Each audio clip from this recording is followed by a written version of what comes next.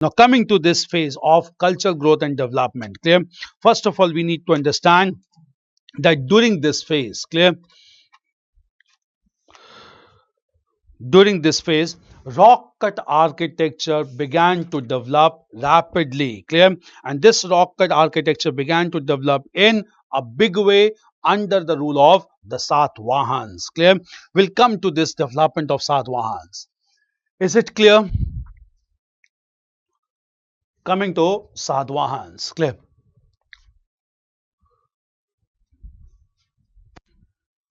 Satvahans. Now just understand, clear? First of all, clear?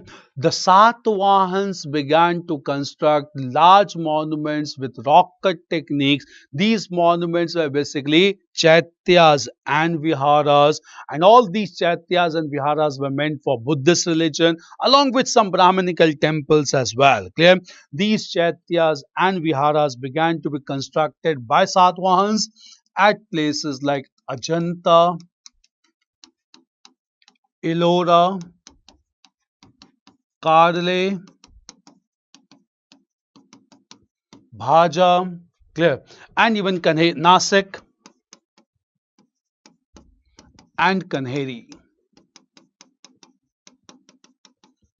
Nasik and Kanheri, clear? Nasik and Kanheri. All these basically chaityas and viharas were constructed these places, and they marked a huge amount of architectural merit because large boulders of stone were carved out to create spaces within the rock, and that resulted into chaityas and viharas. Chaityas are places of worship. Viharas are basically resting places for Buddhist monks. Clear? These were constructed under the Satvahans. Clear? Within this caves, clear, they started the concept of paintings also. In fact, they started the concept of fresco paintings in the caves of Ajanta and Ellora. Clear? What do we mean by fresco painting? Fresco painting means the layer or surface on which the painting has to be done. Rock surface, it is to be covered with a plaster comprising of cow dung, rice husk, water and lime, and then a color is applied on this in semi-wet condition, and this concept of painting is known as fresco style of painting, in which they depicted the images of Gautam Buddha and even gods and goddesses. Clear? So Satvahans played a very important role. Satvahans also contributed towards art as they promoted Amravati School of Art, and we had discussed the sculptures of Gautam Buddha were made in white marble with inspiration taken from Jatak stories. Clear? Satvahans also contributed towards architecture because Satvahans began to construct some Buddhist stupas at Amravati and Nagarjuni Konda. That is why Amravati has been declared to be the capital of new state of Andhra Pradesh. Clear? And this is being largely developed by Japan also just because of Buddhist affiliation. Clear? So these developments began to take place at Amravati and Nagarjuni Konda. Clear? So all these developments began to take place. Clear? Or they began to take place in this way. Clear? So this was basically promotion of artistic development under the Satvahans. Clear? Under the Satvahans. Okay, apart from this, clear, this phase was very important even for language and literature. Satvahans, even though being supporters of Brahmanism, they accepted Prakrit as the official language, and they supported large number of Prakrit work, the most important being Gatha Saptati written by Satvahan ruler Hala that deals with the theme of love. Clear? These developments took place in the post-Mauryan phase under the Satvahans. Clear? So all these were very important development. Clear? After post-Mauryan phase, just understand, when post-Mauryan phase came to an end and Guptas came to power. Clear? Post-Mauryan phase came to an end around 3rd century AD. There were phase of political instability and chaos in the northern part of India, and ultimately it was ended by Gupta rulers in the beginning of 4th century AD, and Gupta dynasty was established. Clear? The founder of Gupta dynasty was Sri Gupta and Ghatotkacha Gupta mentioned in the Puranas, but historians believe that the founder of Gupta dynasty was Chandragupta I, who started a historical era known as Gupta era in 319 AD. Clear? Guptas marked by powerful rulers. Chandragupta first was followed by Samudragupta. Samudragupta was in turn followed by Chandragupta II, who proved to be a very powerful ruler, and Chandragupta II defeated the Shakas and established his second capital at Ujjain, the first capital of Guptas being at Prayag. Clear? So Guptas had two capitals at Prayag and Ujjain. Clear? Now, what major developments took place during Gupta period that started to rule from the beginning of 4th century AD and that ruled till 6th century AD? Clear? Guptas ruled in a very over a large parts of North India and contributed towards temple architecture in a big way. First of all, clear? During Gupta period, we have the concept of the temple, we have the concept of trinity of gods, and according to the concept of trinity of gods, clear, Gupta rulers began to worship three gods, that is Lord Brahma, Lord Vishnu and Lord Shiv. Lord Brahma as creator of universe, Lord Vishnu as preserver of universe, and Lord Shiv as destroyer of universe. Clear? And in this aspect, clear, Guptas began to construct temples for formal worship, and they constructed temples largely with bricks as principal building material. Clear? And when they began to construct temples with bricks as principal building material, these temples could not survive for long, and therefore architecturally speaking, Guptas were not in rich in architecture. Clear? Some of the temples of Guptas have survived. The most important being Dashavatara temple at Devgarh in Jhansi district. Clear? This temple was dedicated to the worship of Lord Vishnu and his avatars. Clear? This is popularly known as Dashavatara temple under the Guptas. Clear? Guptas contributed towards art forms because they completed all the paintings of Ajanta and Ellora. The most important painting being known as Padma Pani Buddha or the lotus bearing Buddha. Clear? At the same time, Guptas are important for promoting the metallurgical science, as Chandragupta II erected an iron pillar at Delhi, which is located at Mehrauli, and even after standing against rain and water, the iron pillar has not shown any sign of corrosion till contemporary times. Clear? This is considered to be of great development under the Gupta rulers, and Gupta rulers gave patronage to language and literature. Clear? Because during the rule of Gupta rulers, there were large number of literary personalities who began to compose their works in a big way. Clear? This was a big development during Gupta period. We'll come to language and literature during Gupta period. We get questions related to language and literature. Clear? So we'll talk about language and literature promoted by Gupta rulers and some institutions also like Nalanda University promoted by Gupta rulers. Now we get questions on language and literature. Write about this language and literature promoted by Gupta rulers. Clear? The first great personality or literary personality who wrote during Gupta period, this person was a great dramatist, Kalidas.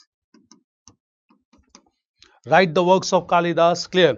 First of all, Kalidas wrote a drama known as Abhijnana Shakuntalam or Abhigyan Shakuntalam. Abhigyan Shakuntalam, clear, that deals with a recognition of Shakuntala. Clear? That is King Dushyant and Shakuntala. Then we have Malvikagnimitra.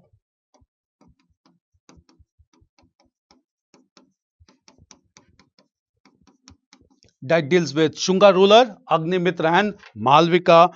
Then we have Vikram Urvashi.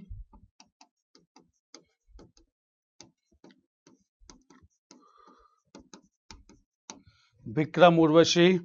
Then we have Meghdutam.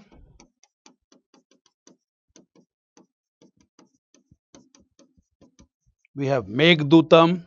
Then after Meghdutam we have Raghuvamsh.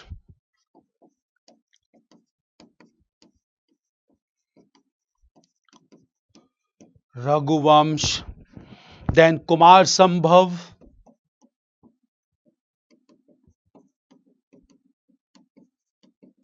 Kumar Sambhav. And Ritu Samhar.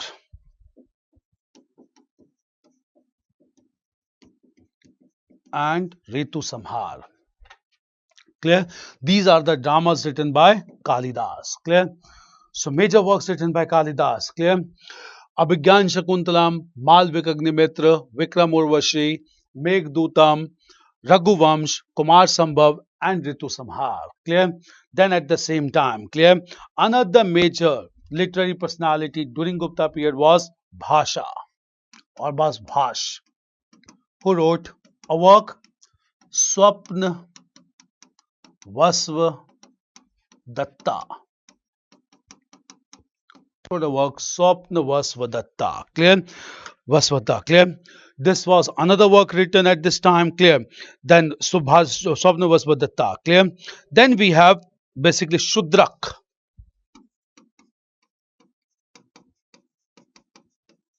Right? All the works written in ancient India, the works are important. Shudra wrote Mrichkatika. Mrichkatika. Shudrak wrote Mrichkatika, very important one. Clear? Then Vishakha Dutt.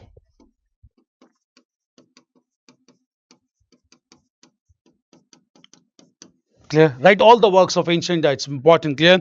Vishakha Dutt. He wrote Mudra Rakshas. They normally give you to match Mudra Rakshas and Devi Chandraguptam.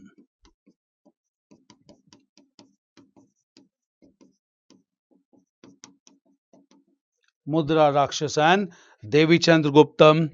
Then we have Bhavbhuti.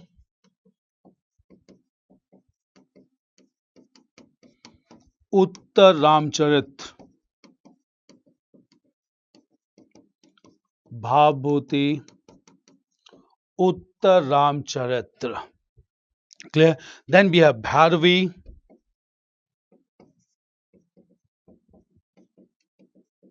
Bharvi.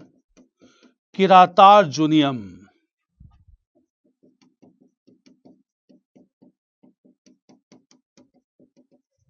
Kiratarjuniam. Clear? Kiratarjuniam. Then we have Jaidev, Git Govinda. It's a very important work on music.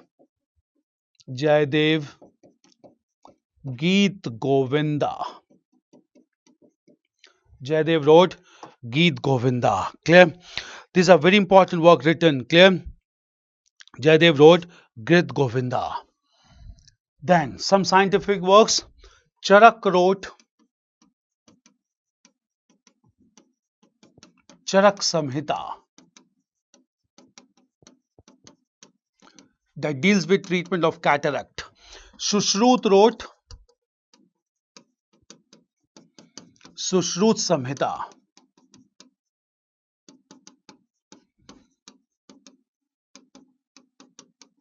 Sushrut Samhita. Clear? Sushrut, that deals with medicine and surgery. Clear? Then Vishnu Sharma wrote Panchtantra. Vishnu Sharma wrote Panchtantra. This has been translated into all major languages of the world. Clear? Panchtantra. Clear? Then Panini wrote Ashtadhyayi. Panini wrote Ashtadhyayi. That transformed Vedic Sanskrit into classical Sanskrit. Clear? Panini. Clear? These are some major works to be known, and these are very prominent works written largely during Gupta period. Clear? Now, at the same time, clear? All these developments took place in Gupta period, and they contributed significantly towards art forms, architecture, language and literature, and some scholars even believe the Gupta period to be the golden period of ancient India. Clear? So these were major developments that took place. Now coming to after this, clear? Gupta dynasty came to an end around 6th century AD, and again a political vacuum existed in the northern part of India. Clear?